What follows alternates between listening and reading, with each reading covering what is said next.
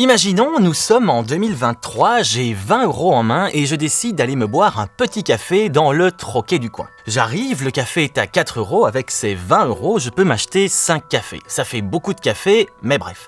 Café. Un an plus tard, je vais dans le même petit troquet, j'ai toujours 20 € en main, sauf que cette fois-ci, le café n'est plus à 4 € mais à 5 €. Avec ces 20 €, je ne peux plus m'en acheter que 4. En soi, j'ai les mêmes 20 € en main, mais peut-on dire que ces 20 € sont véritablement les mêmes ? Je veux dire par là, puis-je m'acheter la même quantité de biens et de services ? La réponse est non, et je vais vous expliquer pourquoi. Ah ben, merci l'inflation !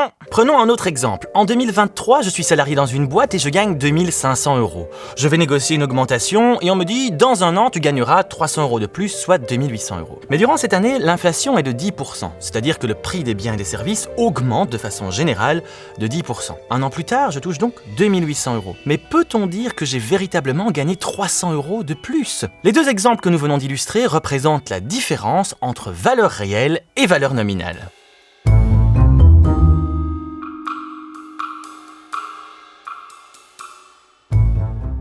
Dans mon premier exemple, celui des 20 €, on remarque qu'il y a une évolution de 25% des prix entre 2023 et 2024, puisque mon café passe de 4 € à 5 €. Ce qui fait qu'avec ces 20 €, je peux m'acheter 20% de café en moins. Certes, mes 20 € sont les mêmes, mais puis-je m'acheter la même quantité de biens et de services ? La réponse est non.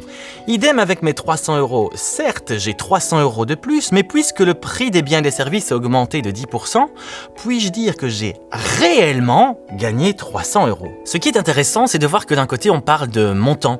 20 €, 2500 €, 2800 €. De l'autre, on parle de la quantité de biens et de services que l'on peut s'offrir, la quantité de choses qu'on peut acheter. Alors, j'aime pas le mot chose. Mais là, je l'aime particulièrement, parce qu'il vient du latin res rei, qui a donné l'adjectif réel. Et c'est là la différence entre valeur nominale et valeur réelle. La valeur nominale, c'est la valeur à prix courant, c'est-à-dire au prix de l'année en cours. J'ai 20 € en 2023, j'ai 20 € en 2024, peu importe donc l'augmentation du prix des choses. La valeur réelle, elle, va s'intéresser à la quantité de biens et de services que je peux m'acheter, à la quantité de choses que je peux m'acheter. On parlera aussi de valeur à prix constant.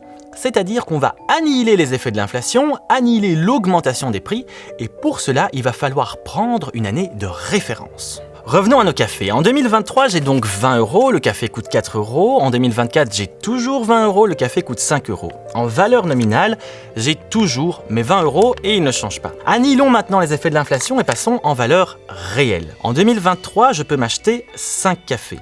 En 2024, je ne peux plus m'acheter que 4 cafés. C'est comme si en 2024, j'avais en fait 16 € de pouvoir d'achat, mais au prix du café de 2023. 16 € représente en valeur réelle ce que je peux m'acheter en 2024 au prix de l'année de référence qui est 2023. Ça va, vous suivez toujours ? Bon, j'ai conscience que l'exemple est un peu technique, mais vraiment, revenez en arrière et réécoutez pour bien comprendre la différence entre les deux notions de valeur réelle et valeur nominale.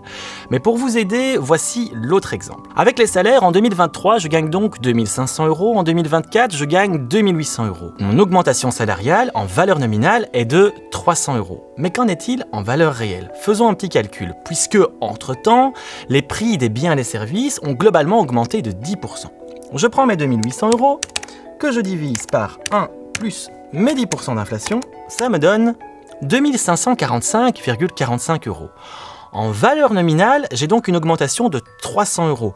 Mais en valeur réelle, compte tenu donc de l'inflation, je n'ai gagné que 45,45 €. C'est aussi comme ça qu'il faut comprendre la notion de pouvoir d'achat, c'est-à-dire la quantité de biens et de services que je peux m'acheter avec un revenu. Je m'explique. Si mon revenu augmente de 5%, mais que le prix des biens et des services augmente de 10%, puis-je réellement dire que mon pouvoir d'achat a augmenté ?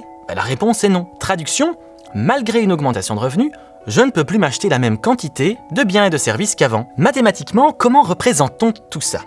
VRN, c'est donc ma valeur réelle en année N. Elle est égale à ma valeur d'année de référence, V0, que je multiplie par 1 plus R, R étant un taux d'intérêt bancaire par exemple, ou encore une augmentation salariale de 5%. J'expose tout ça, N étant le nombre d'années, et au dénominateur, je mets 1 plus I étant l'inflation, exposant N le nombre d'années. On voit bien maintenant le lien qu'il y a entre le numérateur et le dénominateur. Si au numérateur, mon taux d'intérêt est plus fort que mon inflation, ma valeur réelle augmente. Par contre, si mon inflation est plus forte au dénominateur que mon taux d'intérêt, ma valeur réelle diminue. Par exemple, Je gagne 2000 euros. Quel sera mon salaire dans 2 ans si j'ai une augmentation annuelle de 4%? Prenons la formule suivante. Mon salaire en année 2, c'est donc égal à mon salaire en année 0, multiplié par 1 plus mon augmentation au carré. Au carré parce qu'il y a 2 ans. Ce qui me donne 2000 euros multiplié par 1 plus 4%.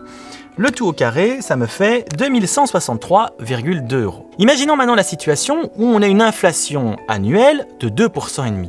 Combien vais-je réellement gagner dans 2 ans au prix de l'année de référence?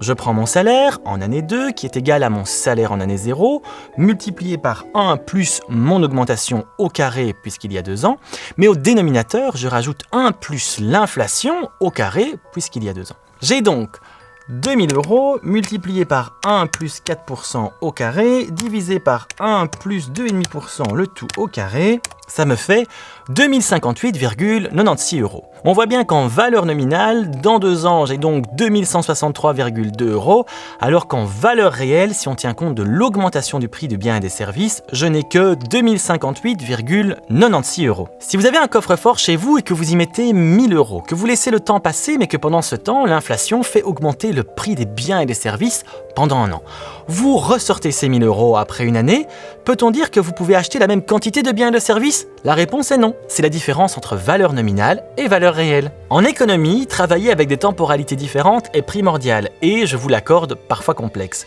Mais pouvoir utiliser des flux financiers et les actualiser, c'est super important pour savoir s'il faut ou non réaliser des investissements. Je vous rappelle que des exercices sont disponibles sur le site du CDS, le Centre de didactique économique et sociale, ainsi que des tableurs. D'ici là, bon calcul, prenez soin de vous, bisous!